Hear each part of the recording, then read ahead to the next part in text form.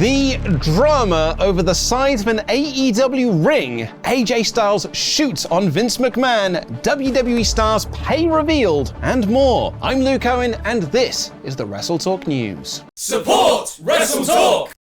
It was a rather tumultuous journey for AEW Grand Slam. It was the company's first big show in Australia and originally booked for a stadium. However, reportedly due to poor ticket sales, the show was moved to the smaller Brisbane Entertainment Centre. There was also some uproar amongst some fans online who claimed they'd been misled on their tickets, thinking they were getting a pay-per-view, and Grand Slam ended up being a TV special. For what it's worth, Sean Ross Sapp of Fightful Select reported that Grand Slam was never planned to be a pay-per-view. But with all that said, it ended up being a great show, headlined by a terrific tag match between Kenny Omega and Will Ospreay versus Kyle Fletcher and Konosuke Takeshita, with a superb atmosphere from the crowd, which was said to be around 10,000 in total. It had been reported, and Tony Khan had even claimed, that it was AEW's third biggest gate in company history behind the two Wembley shows, and Dave Meltzer has said that it will fall to fourth as the advance for All In Texas is very strong, and that will probably take third place. But tell all that to wrestling fans on Twitter, because for whatever reason, the big talking point coming out of the show, at least according to Twitter, was the size of the ring.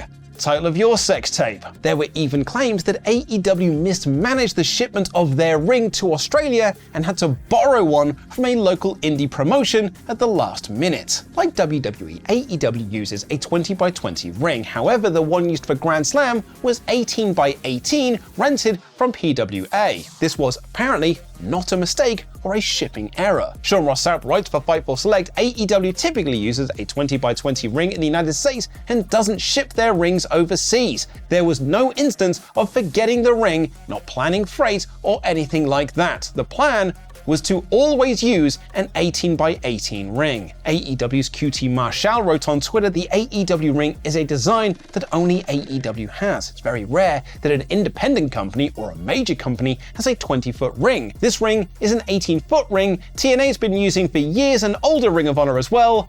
Why is this a talking point? He clarified in a reply that WWE also used 20x20 rings, and he meant their unique design was specifically for their apron sizes. As to why this was a talking point, AEW's Ricochet argues because people are sheep. Sean Ross Sapp adds that WWE store rings overseas for when they do their international shows. It's also been pointed out that an episode of Rampage used an 18x18 ring and no one noticed, and the episode of Dynamite with the cage match between Thunder Rosa and Britt Baker also had an 18x18 ring. When someone argued that a company the size of AEW shouldn't make miscalculations like this, Marshall replied, "Who said we miscalculated? Are you involved in our calls? Are you aware that we ordered 18-foot skirts and ring assets? We were told 3 months ago that it would be an 18-foot ring, just like the Jericho Cruise.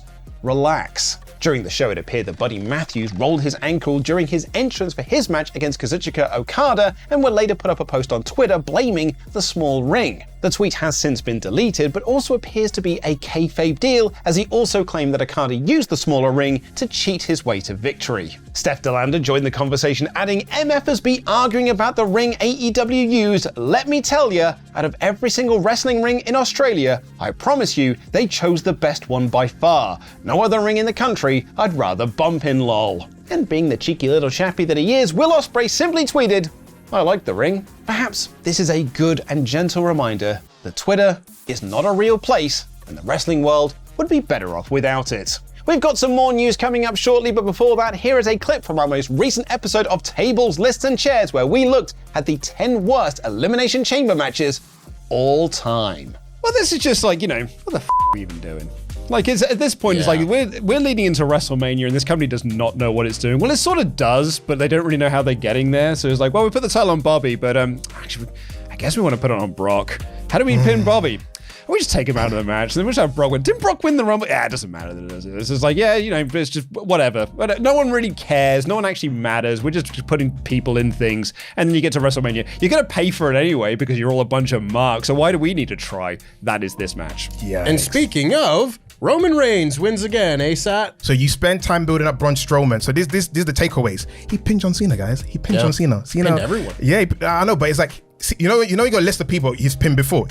I was like, I forgot, Braun Strowman pinned Cena. I was like, Elias is in this one. Yeah, so 2018 for me, guys. Yeah, after all the effort of building up Braun Strowman, he's not going to be in a big match of Mania, and you give it to Roman. What are we doing this for? It was reported by PW Insider that Road Dogg Jesse James would be rejoining the SmackDown writing team and will in fact be the show's co-lead writer alongside Joe Swakata. He's been a long-time ally of Triple H, and the two have seemingly put behind all of that Voodoo Kin Mafia stuff from TNA, but I'll never forget the Alamo. Road Dogg had been part of the SmackDown writing team back in 2016, which, I hate to point out, was somehow 9 years ago, which oddly means that Captain America Civil War is nearly a 10-year-old movie. How did that happen? Road Dogg left that writing position following WrestleMania 35 and moved to NXT to help run promo classes before being released in January 2022. He was later brought back that summer to replace Jeff Jarrett as Senior Vice President of Live Events. His return to the writing room caused some fans,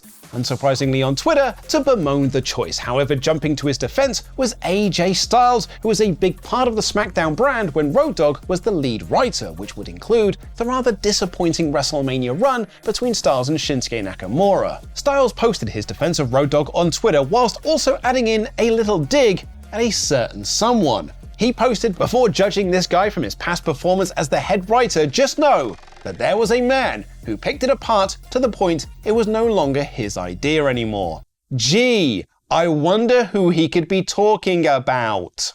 Someone unlikely returned to the writing table for WWE, however, is Jim Cornette. Cornette has made a successful career for himself in the podcast realm and has been very critical of both major wrestling promotions in the past. However, this is a new era for WWE with new creative heads, which prompted a Fightful Select user to ask Sean Ross Sapp if WWE would ever consider bringing Cornette back at any point. SRS replied, "I've not heard him mentioned in those circles in recent years, not in a we aren't bringing him in way," instead noting that those in WWE recognize that Cornette is doing very well with his podcast and feel that he's content in that world. He adds he's not been brought up creatively. As we head up the road to WrestleMania, we often have to take a quick stop at the service station known as the Hall of Fame speculation. It was revealed over the weekend that Michelle McCool will join Triple H in the 2025 Hall of Fame class, and PW Insider have now reported that Axe and Smash of Demolition have signed WWE Legends deals, ending the long-running war between the two groups. Demolition were a legendary WWE tag team, and at one point,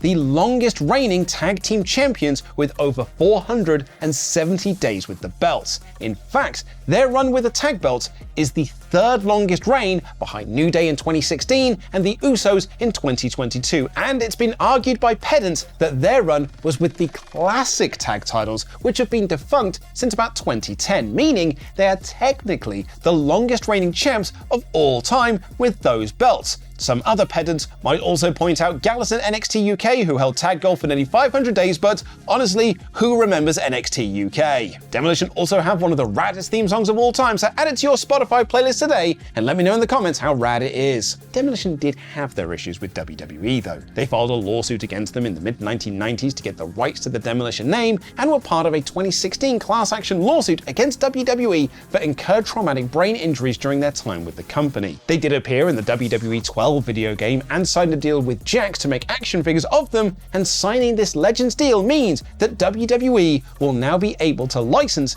Demolition merchandise. And it also means there is a chance for them to go into the WWE Hall of Fame. Sean Ross Sapp writes, Fightful Select has been told under the current regime, Demolition have been brought up as potential inductees. We've not heard if it has been nailed down. Fightful Select add they're not sure if this will include Crush, who joined the group between 1990 and 1991, but who else would you like to see added to this year's Hall of Fame? Let me know in the comments down below. Fightful Select also had an update on the current pay for WWE wrestlers. Triple H had previously noted that the minimum a WWE star would earn on the roster for Raw or SmackDown was around $250,000 a year. However, that has grown in the last couple of years, and several talent and talent agents reached out to Fightful Select to let them know that the minimum is now around $350,000 per year. What hasn't changed, however, is while airfare is covered for WWE main roster talent, hotels and rental cars are usually not. Perez adds that sometimes these things